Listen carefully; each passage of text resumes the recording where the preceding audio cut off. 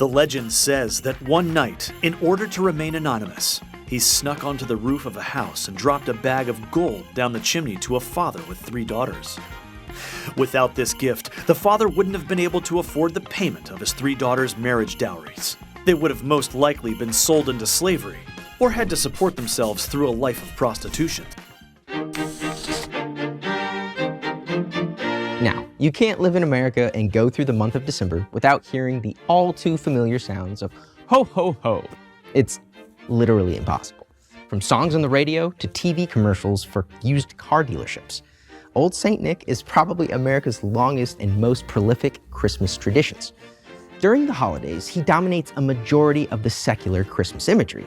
But despite this obvious commercialization of Christmas, Santa Claus has a much stronger tie to our Christian faith than you might think. His evolution from the real St. Nicholas to the Santa Claus we know today starts way back in the 4th century. Whether you call him Kris Kringle, Old St. Nick, Father Christmas, or simply Santa Claus, he's obviously inescapable at Christmas time. But the Santa Claus we know today is nothing like the person he was based on. The original St. Nick was around when the Christian church was merely a toddler. According to tradition, Nicholas was born in the 4th century in the Lycian coastal city of Patara in Asia Minor, near modern-day Demre, Turkey. In this small village, the young Nicholas was born to extremely wealthy parents who were very devout Christians and heavily involved in the church. As wealthy Christians, they had the means to tend to many poor, sick, and overlooked families. When Nicholas was still young, both of his parents passed away, possibly from a disease contracted from someone in their care, and thus Nicholas inherited his parents' massive fortune. It's commonly believed that he spent the remainder of his formative years in the church under the care of his uncle, who was a priest in a nearby town. Nicholas committed his life to the church and was elected Bishop of Myra at an astonishingly young age. He continued his parents' philanthropic endeavors by tending to those in need and giving away his massive inheritance.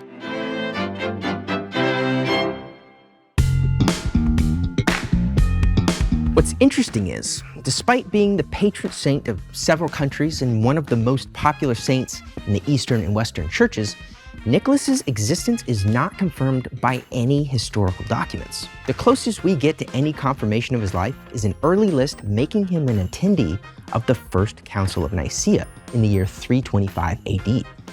This assembly of representatives were tasked with settling issues of Christianity, like the divinity of Christ, his relationship with God the Father, canon law, and the uniform observance of major religious feast days like Easter.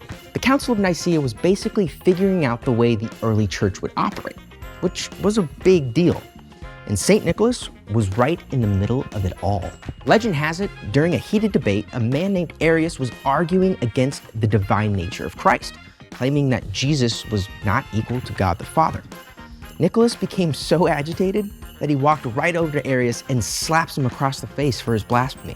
Now, there's never really a good reason to slap someone upside the head, but if you have to, doing it over the divinity of Jesus is a pretty good reason. So, how did we get from WWE St. Nicholas to old jolly St. Nick? It starts, of course, with children. Another famous legend tells how he resurrected 3 children who had been murdered and placed in a barrel to be pickled in brine by a desperate butcher trying to pass them off as pork during a famine. This earned him the reputation as a protector of children. Now, this brings us to his most famous legend, and one that would go on to inspire the modern-day version of Old St. Nick. The legend says that one night, in order to remain anonymous, he snuck onto the roof of a house and dropped a bag of gold down the chimney to a father with 3 daughters. Without this gift, the father wouldn't have been able to afford the payment of his 3 daughters' marriage dowries. They would have most likely been sold into slavery or had to support themselves through a life of prostitution, as was the norm for unmarried women in the 4th century. After his death, this act of generosity would become renowned worldwide. It's also thought to have started the tradition of hanging stockings above your chimney to give old St. Nick a place to put his gifts of gold. If you're like many families, you have the tradition of putting fruit, like oranges, in your stockings. Ever wonder how that tradition started? Well, the oranges are said to represent the gold pieces that St. Nicholas dropped down the chimney that fateful night. So how do we get from pickled children and marriage dowries to the most famous mythological figure of all time, Santa Claus? It happened during the Reformation. St. Nicholas died on December 6, 343, a day which is still observed in many parts of the world as St. Nicholas Day. Following his death, he was buried in the cathedral in Myra. His body was moved to avoid desecration by the invading Muslim forces and was taken to Bari, Italy, where the majority of his body remains today. A church was built around them and was dedicated in 1089. They finished the work on it about 100 years later. His remains, being brought to Italy, greatly increased his popularity, and his legends started taking on a life of their own.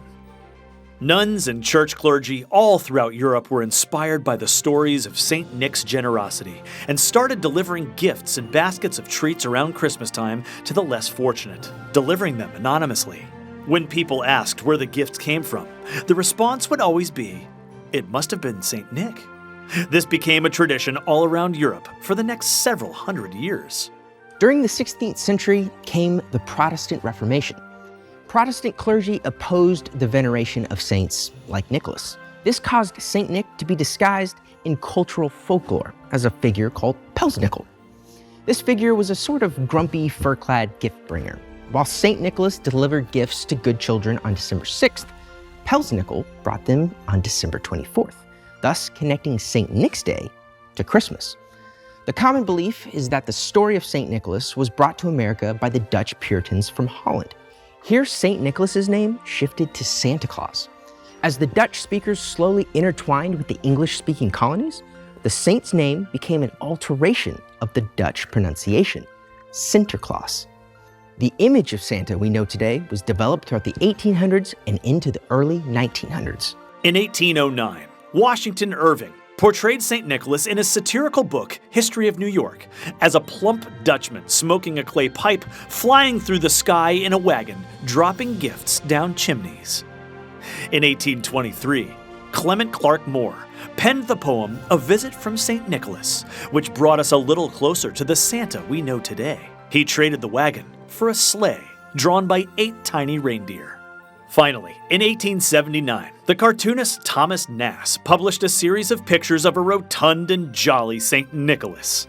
He was the first to suggest that Santa lived not in Myra, Turkey, Holland, or even Austria, but at the North Pole. Nast's work had a massive influence in forming the American Santa Claus. By the start of the 1900s, America started seeing a standard, jolly Santa. He was portrayed by dozens of artists, including Norman Rockwell, with a big red fur-trimmed suit. But in 1931, nothing standardized the image of Santa Claus quite like the Coca-Cola Santa advertisements. Thus, the iconic image of the contemporary Santa Claus was solidified. And the rest is history. That's how a kind, generous saint from the Middle East became the jolly old Saint Nick we know today.